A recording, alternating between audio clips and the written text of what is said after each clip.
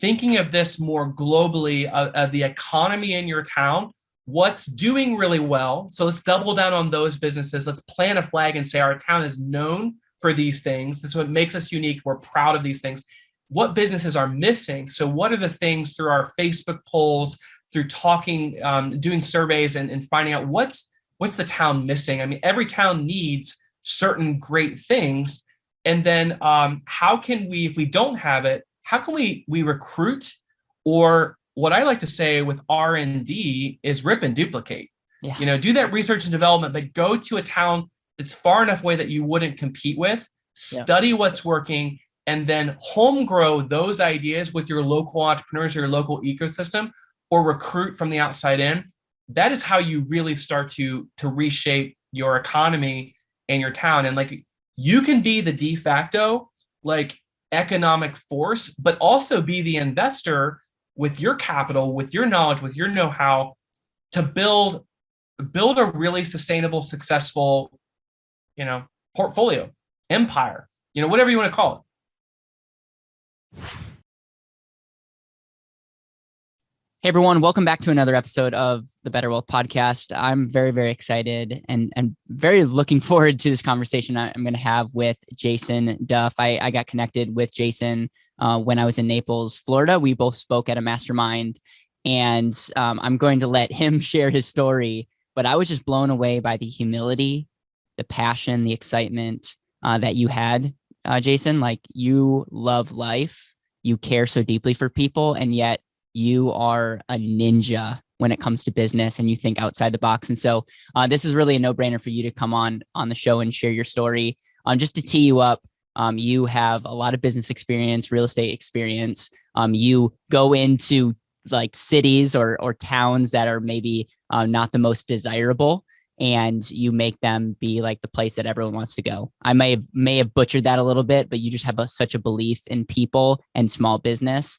And so with that, man, why don't you give a little bit of who you are, what your business is, and then we can go back and kind of get the story of why you're doing what you're doing and what made you get to the place that you are today. Caleb, thank you for having me on. It was great to connect and meet you, and just to share how that connection came about. I was tagged in a Facebook post, and it really does show the power of social media. I know we share a mutual friend in Tim Chermak from Platform Marketing, and he was posting just his passion that he grew up in a small town, and through COVID, that town was challenged. The local restaurant that didn't have much of a seating area, and he wanted to find ways to really get ideas and strategies on how to help his small town win, thrive, survive through COVID. And I got tagged in a post, and so we connected on Zoom, just found so many synergies together around how we really believe in finding ways to support entrepreneurs and then helping them tell their story and helping them market themselves. And it was so awesome to meet you for the first time down in Naples, Florida. And I think I just walked away. When you meet cool, interesting people, there's a magnetism that happens. And it's just an honor to be speaking to you and your guests today on the Better Wealth Podcast. So a little bit about me. I'm a third generation small business owner. Both my parents owned businesses, and I grew up in a small town about 60 miles northwest of Columbus, Ohio. In our town, most of the businesses were agriculture related until about 30 years ago. Honda decided to build its manufacturing operations in our area. And so our community helps manufacture parts and puts together automobiles. So for my parents' small businesses, my dad had businesses in construction materials. We sold lumber, concrete, and stone. And my mom owned a Hallmark store. And so growing up in a family business, you spend most of your time working together. And I got to watch and kind of be mentored. And, at the time when you're young, you have to do about every job in a family business, whether it's sweeping the floors, emptying the trash cans, kind of filing, all the kind of things that just have to get done to make sure that the business stays open. But coming out of that, I really started to realize how impactful many of my parents, friends, and neighbors, and the whole ecosystem of our small business economy was for our community. And like it happens in a lot of towns, things are changing and evolving. In Ohio in 1987, when I was a young man, the first Walmart in the entire state opened up in Bellefontaine, Ohio. And with my mom having a Hallmark store, you can imagine how the conversations for her and her, fellow business owners, how scary that was to see that. So they had to innovate. And I remember watching them talking about ways that they were focusing on expanding their hours, how they were focused on providing gift wrapping and just changing the way that they were doing business to stay relevant and to stay strong and stay successful. So, coming out of that, like I wanted to create a business where I could use my unique abilities and skills to make small towns better. And we built a company and a unique process around doing that I'm excited to share more with your guests today. What about the small town was attractive to you? Did you just see like the community aspect and like, was it just a people that you think is forgotten about when you think of capitalism, or what about the small town made you so attractive to get started? Well, like any young person, the glowing lights of the city are really what attracted me to say, hey, there's awesome things that I like to go to do and experience with my friends in places like Columbus or Chicago, and even the larger cities that, whether it's New York, Miami, or LA. What's interesting about the city experience is that is a place and has been a place for innovation, new ideas, culture, diversity. And I think that is what the draw is for a lot of young people that leave their towns and communities. And oftentimes, maybe it's going to school or college or finding a great place to live or meeting a significant other. What I think's crazy and awesome about the cities, it can also, from a marketing perspective, can be the antithesis of small towns. Some people think that a small town doesn't have great restaurants, doesn't have great coffee shops. There's not a great place for people to live. And so I started seeing these two parallel worlds, and there weren't a lot of great examples of small towns that were creating those big city amenities. So, the plus of a small town is the access to people.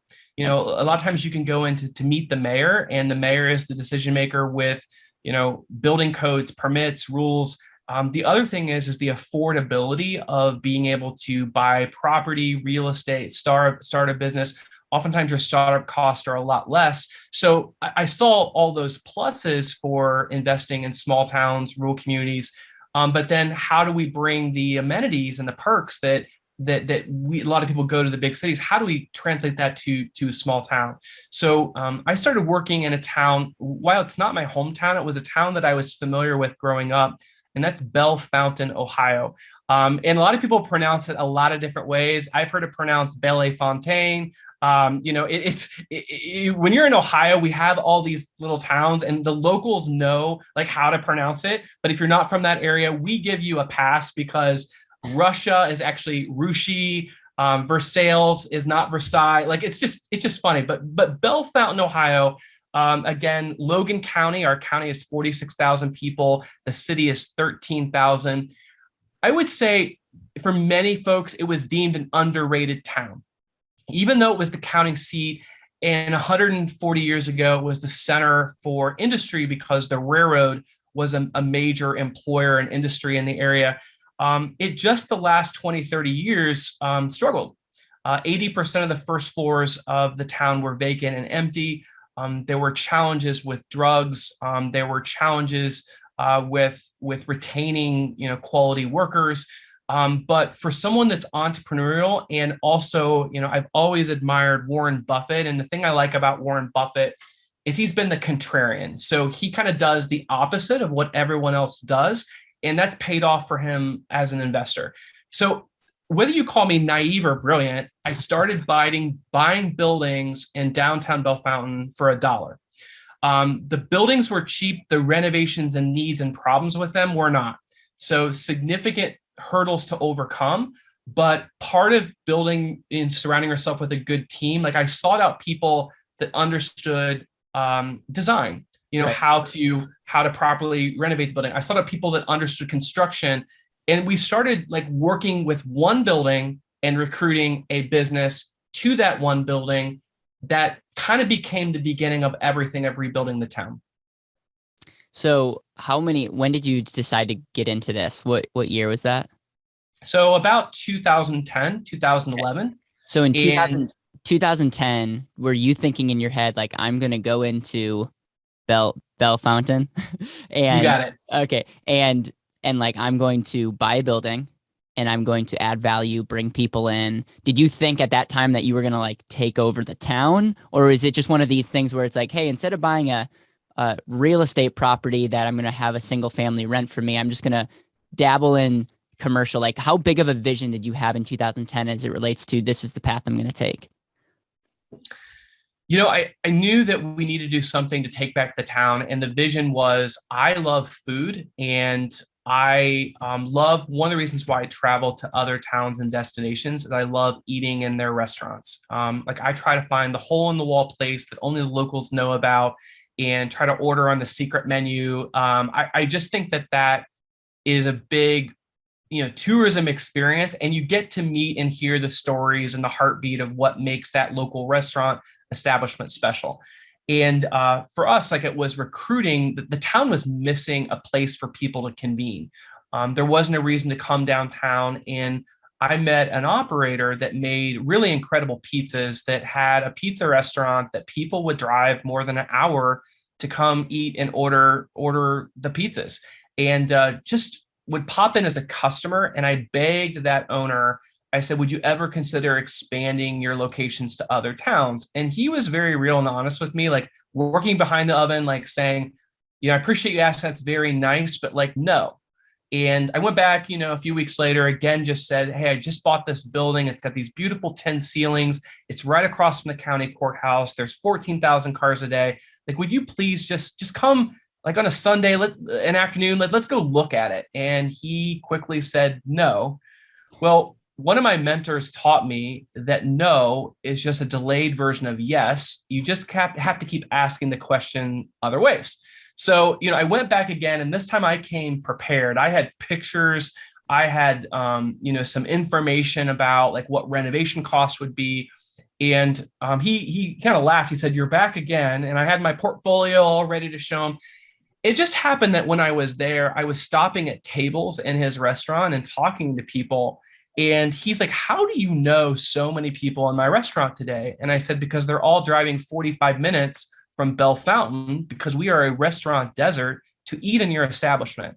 And I think that's when the light bulb went off. And, part of it in life is luck, but part of it is your hustle of really being focused and intentional to see something happen. And I really will tell you, I visioned in my head every night that I went to bed, like I was thoughtful and intentional to say, we're going to recruit a restaurant to town. Well, here's how it came about. He came and toured the building.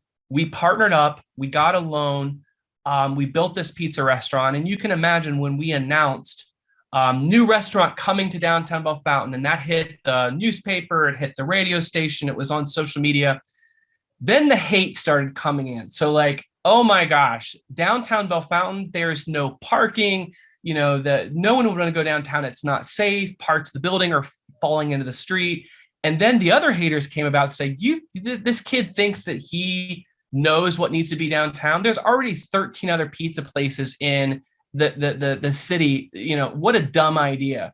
Well, I kind of like proving people wrong. And I think that's another thing is I'm pretty stubborn. And so like, not only did we open up a restaurant, that restaurant has been featured on the Food Network twice.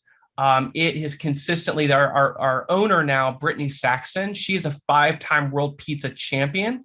And she was a second place contender on the Food Network on Guy's Grocery Games for making some of the best pizzas in the country, if not the world.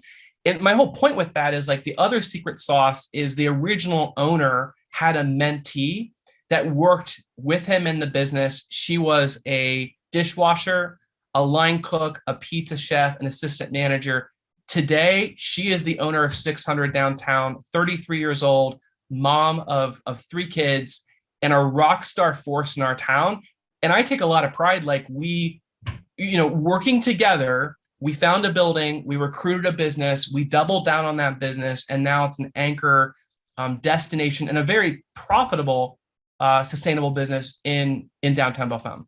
And do you have equity or a portion of the profit that comes in that? I do. And I think that was part of where my learning lesson of building wealth and being more intentional. A lot of times as an investor, there's a lot of different ways that you can work with a tenant or a customer or a client. What I found is that I have learned so much and I've made so many mistakes. Like my value is between my two ears, and I have to find a way to, number one, value myself, but also package in a way that other people see that that value as well.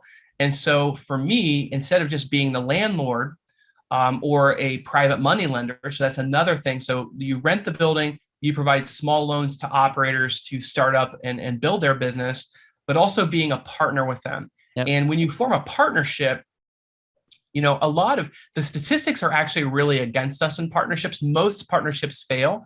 But I think the thing about it is really asking the tough questions up front and discussing if the business is successful, here's how we benefit. If the business is not successful, this is how we're going to work together to fix it. And so Brittany and I spent a lot of time discussing our partnership and the ways that we could contribute, our unique skill sets that we would bring to it. And every week, it's something that we work on. She and I have done a lot of personality assessments because we actually have different skill sets.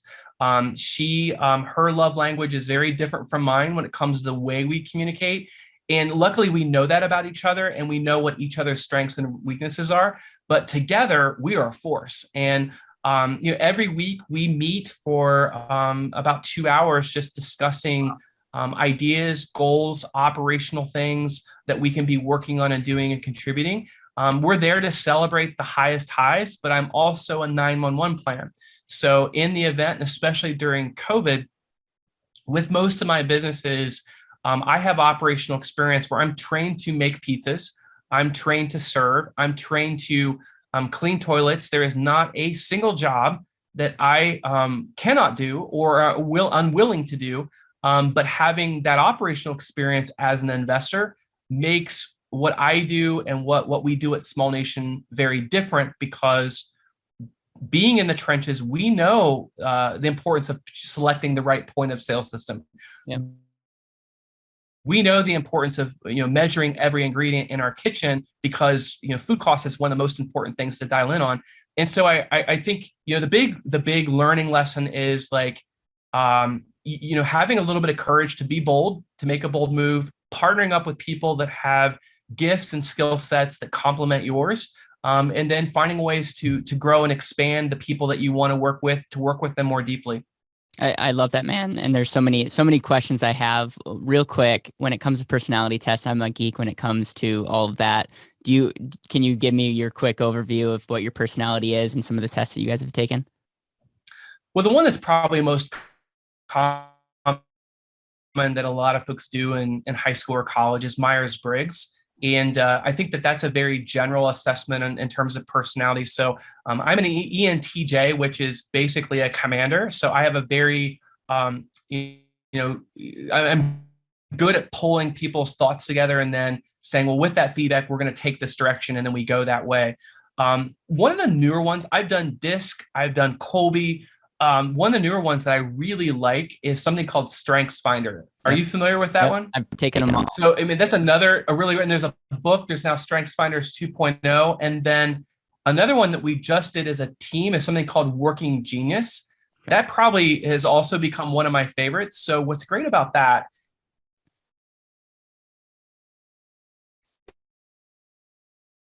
is in the Working Genius, it identifies the thing that you're biased personality-wise then probably not really good at. Then there's the Working Competency. That's something that you're good at, but maybe that's not something that you enjoy doing, but you've got a competency or a skill set. And then there's Working Frustration.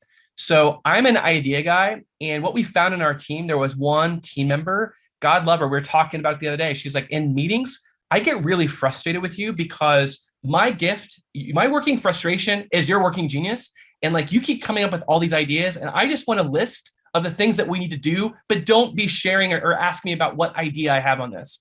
And so I think that's been the other thing, of creating out just as an investor and then building a team. Like we have 14 people that now work with us that are entrepreneurs. Some of them are, and some of them are just entrepreneurs. So the entrepreneurs are like, let's go start businesses. I'm all in. I want to work 80 hours a week, and that's what brings me energy. The entrepreneurs are like, I love to grow and build other people's businesses, but at 5 o'clock at night, I get to turn my head off, and like that makes me very, very happy. I love that, man. I think you will be better in relationships. You'll be better in business. We talk about business failing a lot or partnerships falling apart. A lot of that comes from a lack of self-awareness. And I think when you can come to the table, have the humility, have the work ethic, and say, hey, this is what I'm bringing to the table, and we're really clear on the output or the result, good things can happen. I have this framework that I teach on. It's called value leveraging. And it's just essentially, it's like we have our input, we have our time, relationships, skill sets, resources, and we will get paid. Money will follow for either a product or a service, something that's created that's valuable. People will pay not for the energy or effort, but for the result of what that is in their own life. And so when I see what you're doing, you're like the textbook example of an entrepreneur that understands value, and then you're leveraging it with either other people, with news, like you're adding value, because when you bring another business into your town, like everyone wins, because now you're creating a more magnet for people to want to come to you. Any thoughts on the concept of value creation? And then like my next question is going to be how you view wealth and your framework for that. But anything else you want to talk about as it relates to the entrepreneur journey, some of the mistakes that you've made, and maybe some advice you would give to someone who's young, who wants to make a difference, maybe wants to make a difference in their hometown, but doesn't know where to start? The currency that I have and that I try to share with other people in terms of creating value is the way you treat people. Yep. So in a small town, your reputation is everything.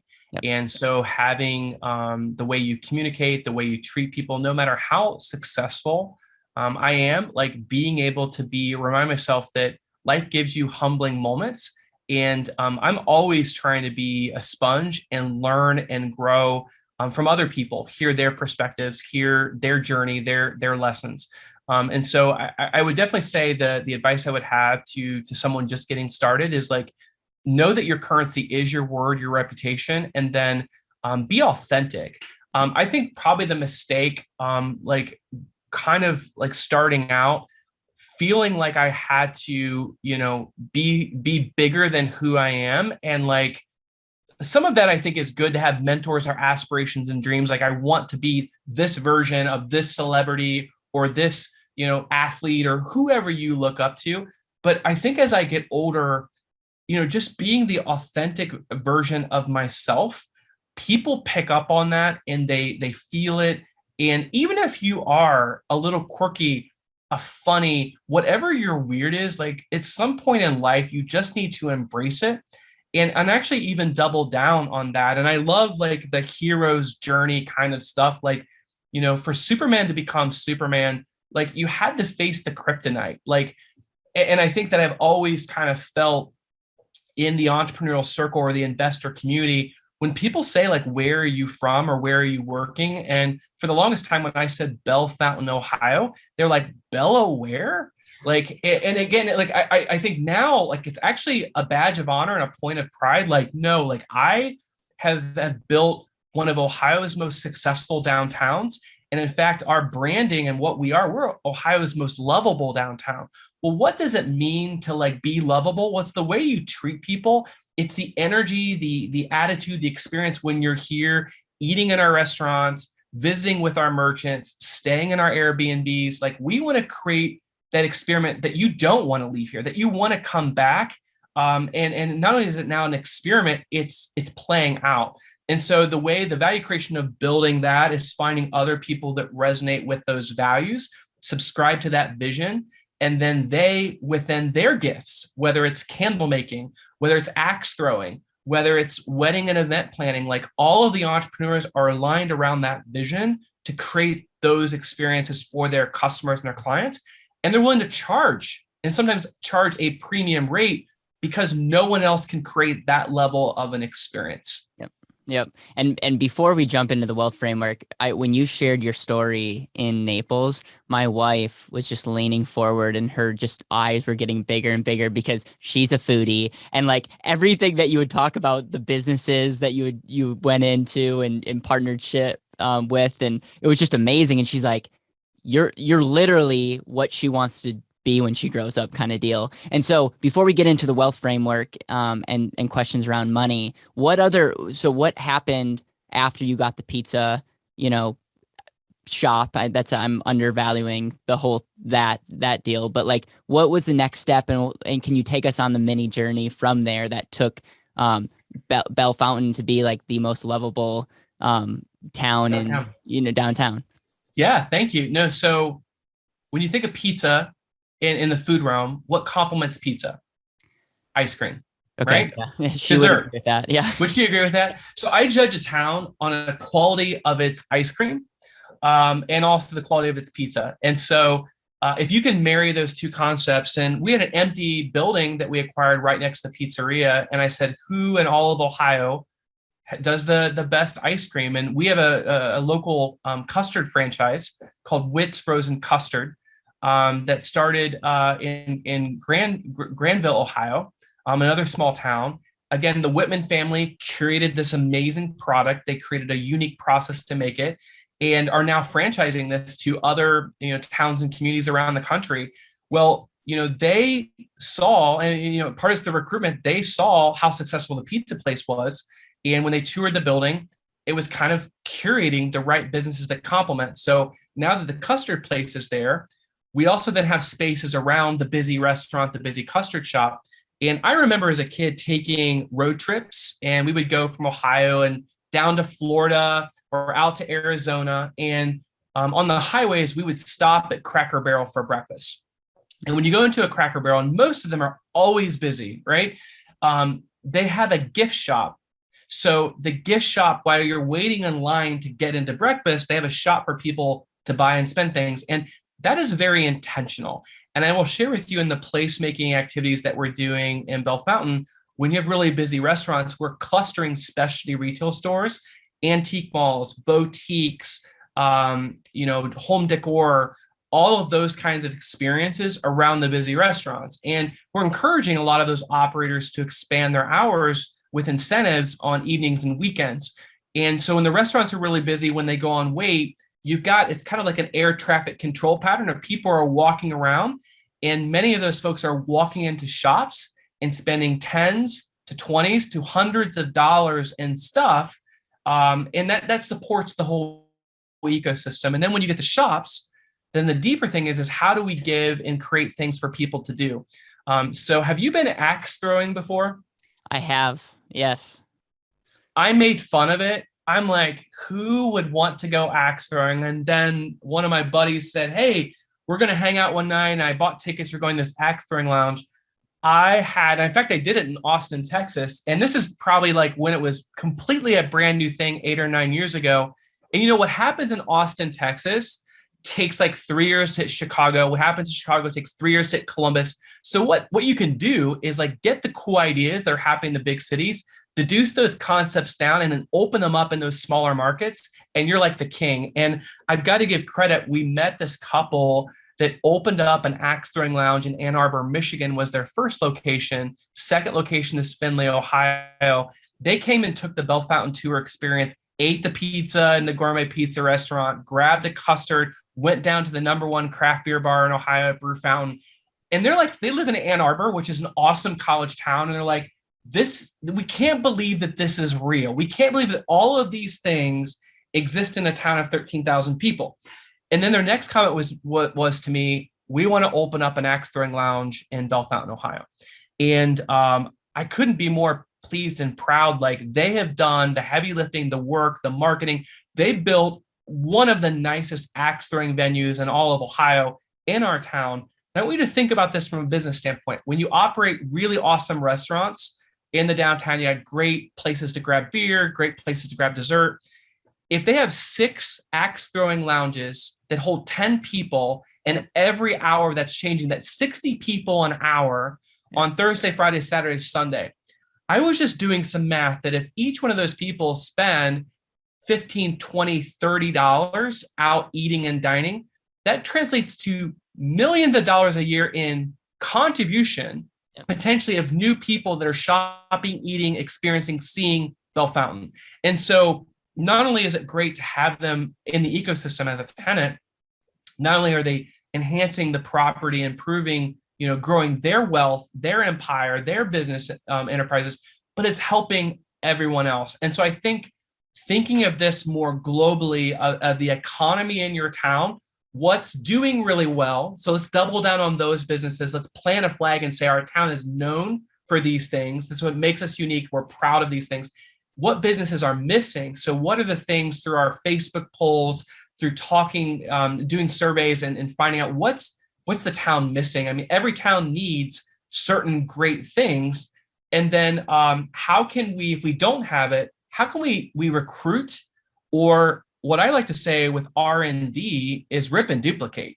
Yeah. Do that research and development, but go to a town that's far enough away that you wouldn't compete with, study what's working, and then home grow those ideas with your local entrepreneurs or your local ecosystem, or recruit from the outside in.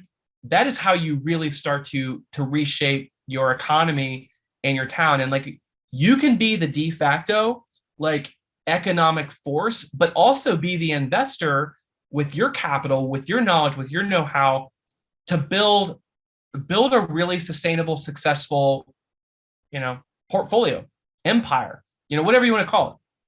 When it comes to your small nation and Bellefontaine, when it comes to the businesses and real estate, how much are you involved? Do you have 100% involvement in all the businesses in real estate, or would you say 50%, or what does that look like as it relates to your involvement in that town? So there's no secret, and the people that know me well know that I love to work. I love to create. Work is not work for me.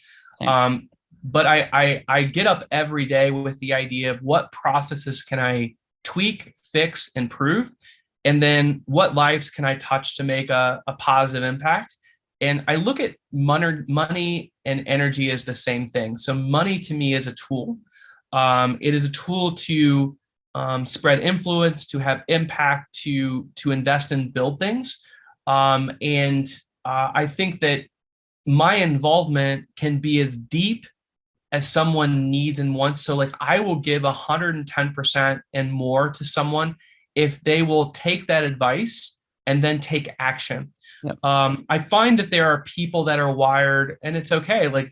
They've got it. They got it figured out. They don't need any advice. They got to do their own thing. And to some level, the younger version of myself may have been more that driven. I'm going to figure this out on my own, even if I'm stubborn to do it. But I also think there is a group of people, you can either go through the lesson yourself and learn the hard way, or you can absorb the lessons of others and use that part of your acumen for, what you're incorporating into your life. So a lot of my work is, I give a lot of tours in our town. So we, from a consulting side of things, we have a lot of economic development directors, chamber directors, investors, small business owners that find out about us. And then they say, we want to come and have you curate an experience for us to learn from these folks, to see inside how you've built these businesses, so that we can go back maybe a few towns away or even several states away, and we can be motivated, excited, and passionate to do this in our town. So on these tours, the kind of things that I look for when I go into businesses, does the store owner, how do they greet you when you walk in? How does the store, the restaurant smell? Are the bathrooms clean?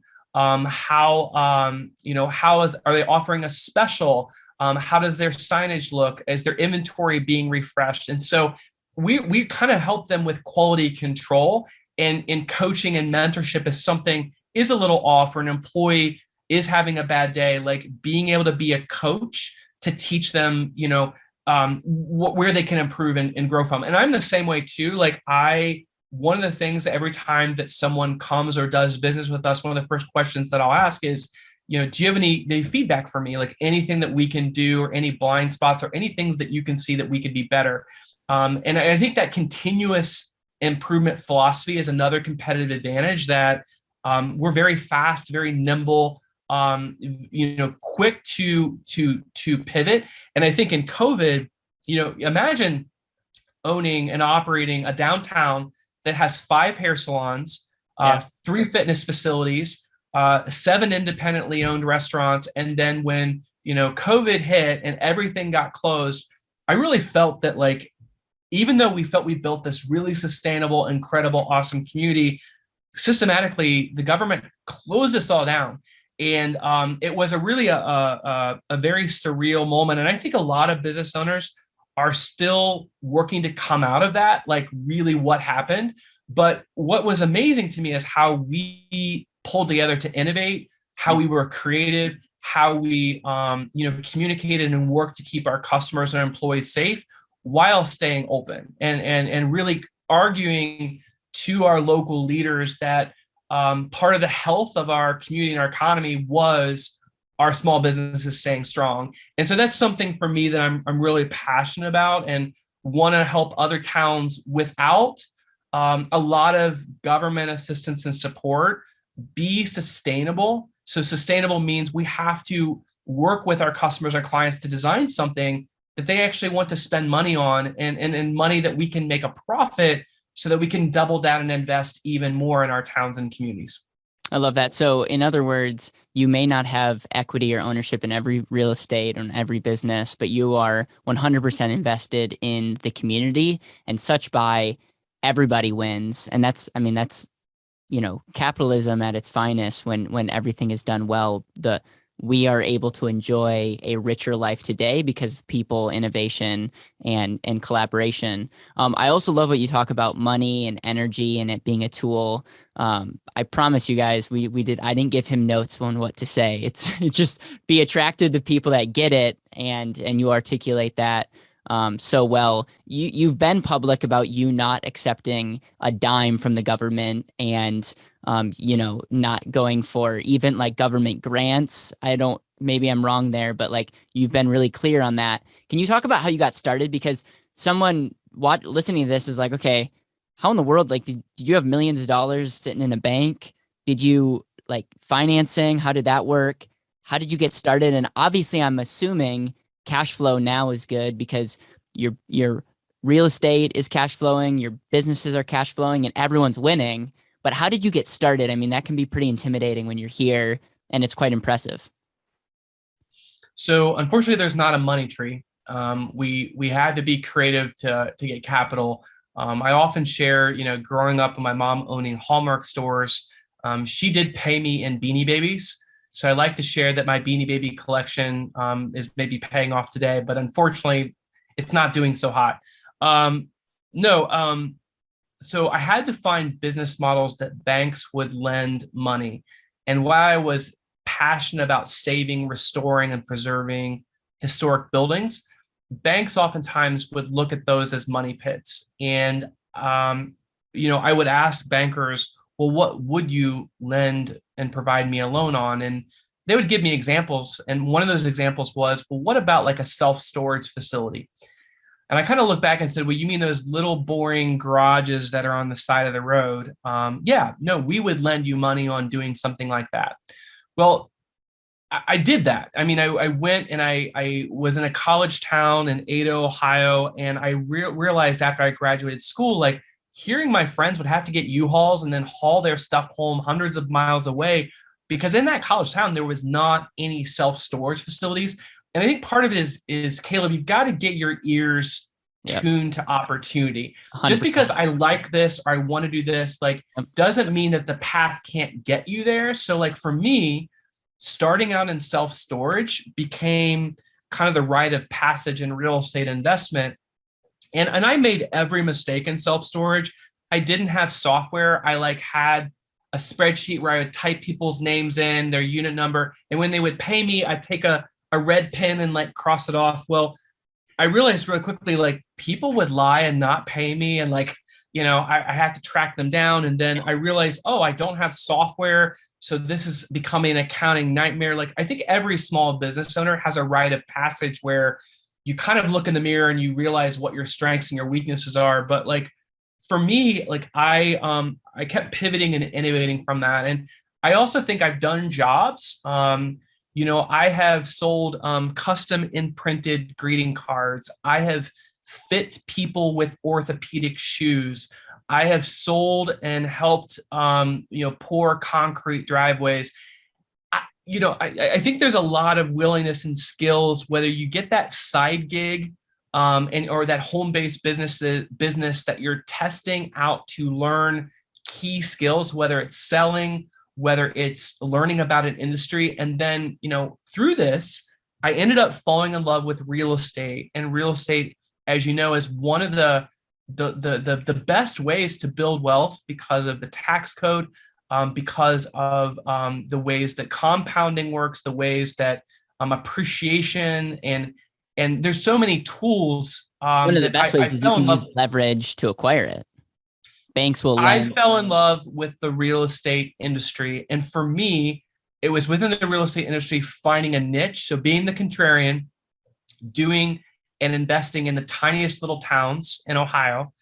And then, finding multiple ways beyond just the real estate to make income and build wealth. And another key that I'll mention, we have been very focused on growing the balance sheet and not as focused as the income statement. And I think a lot of investors make the mistake of income, when you really, if you're looking to build wealth, what is the appreciation, the value of your portfolio, and how are you doing that tax efficiently? Yep. Spot on, man. Spot on. So I have a couple questions. I'll just say this: where are you guys headed? Where are you guys headed as it relates to what to expect? And then I have two other questions for you as it relates to what makes someone successful, and then your wealth framework. And again, man, I'm so grateful for you taking time to be on the show. Appreciate that. Yeah, the 2022 goals are focused on a theme of beyond Bellefontaine. So, when I think of how the Disney brothers built Disneyland and Disney World, is that they created an experience for people to come and learn and take back what they learned to wherever they're from. And so we've curated, whether it's our co-working operation at Build Co-work in Space, we created educational labs and experiences and tours that you can come to our town, see, touch, feel, the businesses, the real estate, the property, see the before and after pictures, and then meet the CPAs behind using programs that we have, whether it's the opportunity zone or whether it's the ways that we're using depreciation on our balance sheet. Hear from those advisors and take those ideas back home. The other thing is that we're doing a lot of traveling to other towns around the country, giving them tools to focus on placemaking, developing their community branding, helping them identify which businesses make sense in the right spots.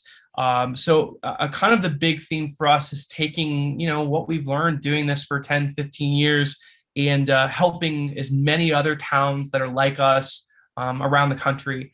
So that's something that's really important to me. On the personal front, I just celebrated my 40th birthday this past year, which I'm going to tell you, it flies. It completely flies. But now it's also doubling down on health and wellness, energy. And so I've tried to surround myself with people that are filling me up and those side of things. So it's not just your financial health. I mean, it is your spiritual health. It's your mental health. It's your physical health. And I think if anything that COVID has reminded us of is that to really be the best in our professional life, we have to integrate all of those things. And I think that's for a lot of your business and your podcast and things that you do.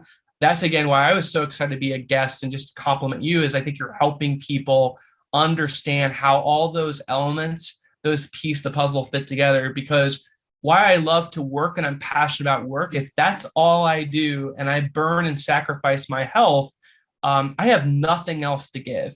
And you hear and read of so many stories that people, they don't recognize that before it's too late. So I would say the other thing that I'm working on integrating on a personal level is to take time to celebrate the accomplishments. Yeah. Because I always kind of feel, and I think if you talk to most very driven entrepreneurs, you never feel like you ever reach it or there. And Yeah. so I've always got a little bit of that anxiety, like I've got to do more, I've got to be more. But it's important, and I think the self-reflection I'm having and I coach others on, it's okay to like celebrate your wins, like celebrate hard work, celebrate you solving that big problem, overcoming that issue. Take a breather, but double down on what your vision, your plan is for what you want to do next. And so I'd say the last piece is really, how can I coach, mentor, support, develop the younger versions of me, because they're going to sustain when someday when we want to retire, when we want to hand the torch over for these buildings, these properties, these businesses, that we've got a good pool of young leaders and young talent that are ready to take things to the next level.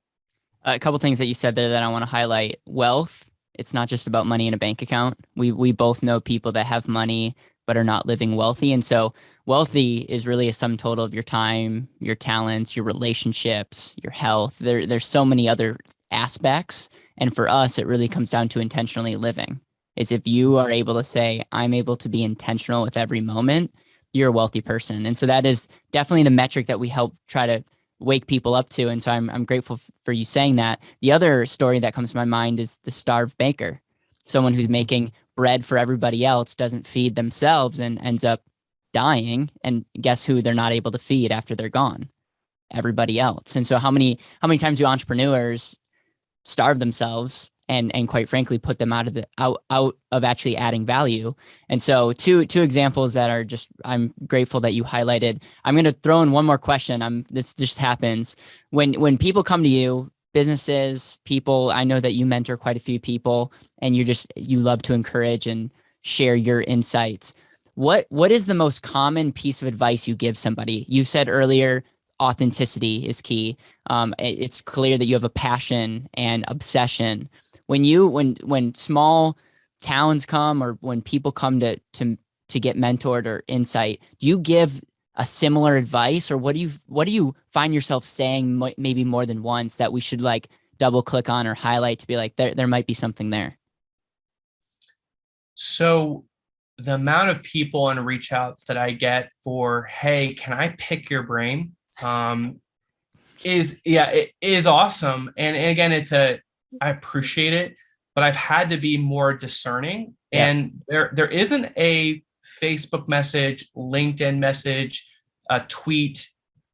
I eventually get back to all of them. It may take me a week or two, but I will get back to all of them. But what I'll do is I'll probably suggest to check out a book, an article, and have them email me. I'll ask them a question. I want you to check this out. I want you to read this book. I think it's going to help you.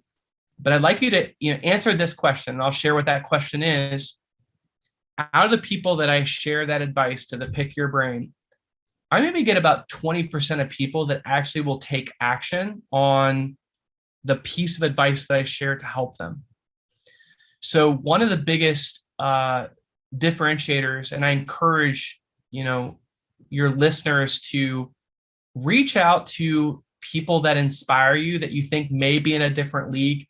And I find that if you do catch their attention, they give you advice, take action on it, because of those 20% that will read the book, read the article, do what I tell them to do, they then have unlimited time with me, because I see that they're willing to take action on advice. And so I think be coachable, be moldable, and be open to new ideas. And I run into a lot of towns, communities, clients, potential employees for hire that think like they've got it all figured out. And no matter how successful I get, I don't have it all figured out, because as you get to different levels in life, like most people think the more money you get, the more businesses that you own, the more, open loops, whatever you want to call, like it gets easier. It doesn't. It actually gets harder. You have more responsibilities. You have new problems that arise. And so I think it's really being open to being coached, always being willing to grow, and being willing to step out of your comfort zone. I mean, I think every day there are new things that challenge me intellectually, mentally, spiritually. But like it's podcasts like this one that if you can listen and absorb a nugget Yep. and then implement it. Yep. And I think I listen to a lot of things, but sometimes I go to a new conference or an event and I'm like, I come home like I call it conference breath. Like I've got conference breath and I'm so freaking excited. But if I don't write it down and then say, okay, I'm not going to implement all these things overnight, but I'm going to do this one thing. I'm going to jump on, and whether I'm going to go to Small Nation Strong, which is our website, I want to read some of these case studies. Yep. And like, I want to like take this one idea to the mayor in my town, Yep. to investor in my town, and implement it. If you guys do that, let me just tell you, big high five for you. And you're probably in that 90% or in that 10% category that the 90% of people that are listening right now just aren't able to make that next jump. So I think that's my challenge to your listeners today and the people viewing this. Like, take something that you've learned today and then go implement. Yep. Taking action can be the ultimate filter and can help you gain clarity. And I 100% agree with that. Really appreciate you articulating that. I'll kind of answer your next question for you. Tell me if I'm off on this, but if to one of the characteristics as it relates to being successful, would you say is a humble, coachable, action-centered spirit? Would anything else that you would add to that? Hungry. I think like whether it's that there's something more that you want out of life, out of people. And I think there's different phases of life of when you need different things. Yep. And so, but I think always being hungry to want what's next or what's different or what you need and what you can do to feed others. As we're wrapping this up, time flies. I just noticed the time. Wealth Framework 101. I know you won't be able to give the full developed answer, but if someone wants to be wealthy and they can implement something, what would be your framework and what would be the one thing that they should look into doing? First thing is the 3 people that you surround yourself with, the 3 people that you spend the most time with. You'll become, a version of them. And so I try to surround myself with people that motivate me, push me, challenge me, but at their core are just really good people. And sometimes there's friction that comes with that, with family and significant others. Like it's, just because your biological family was this doesn't mean that your real life family becomes this. And, some of the closest people in my life are not physically in Ohio. They're in other states, but we schedule time. I'm on an accountability call every Sunday at 5:00 p.m. Been doing this call now for 15 years with 2 guys that I met at an Inc. 500 conference, 15, 16 years ago. And just at that conference, we committed to accountability, and mostly it was professional. But what's happened over that 15, 16 years, most of our calls have 100% moved to personal goals, cool. Health, family, relationships. And through those calls, some of my friends and my brothers on that call have lost parents, have been through, significant relationship issues. Like I think at a level like it's who you surround yourself with and how you're nurturing and growing them, but also how they're challenging and holding you accountable to things that you want to do too.